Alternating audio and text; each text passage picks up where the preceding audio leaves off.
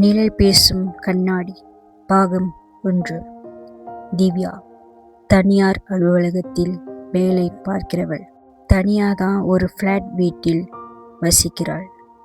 பழைய டிசைன் பொருட்களை வாங்கி சேமிப்பதில் அலாதி ஆசை அவளுக்கு. மாதத்திற்கு 2 சனிக்கிழமைகள் பழைய பொருட்கள் விற்கும் கடைக்கு செல்வாள்.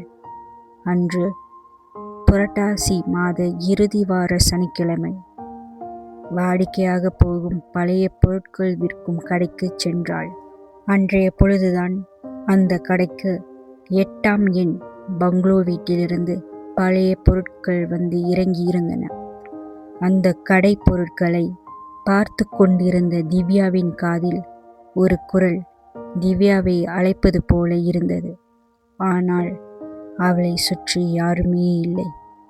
குரல் வந்த திசையை நோக்கி சென்றாள் அவள். அங்கே அந்த 8ஆம் எண் பங்களோ வீட்டின் பொருட்கள் வைக்கப்பட்டிருந்தன.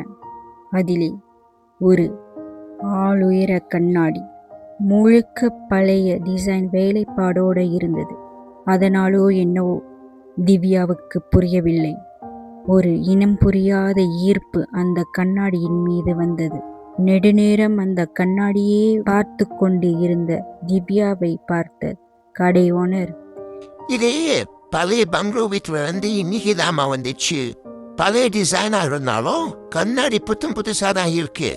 உனக்கு வேணும்னா விலைய குறைச்சி தரேன் என்று சொன்னார். கடைக்காரர் கொடுத்த விலைக்கு ஆசையோடு அந்த கண்ணாடியை வாங்கி கொண்டாள் திவ்யா. அடுத்து வரப்போகும் விபரீதம் அறியாமல் அடுத்த பாகத்தில் சந்திப்போம். நான் பியா.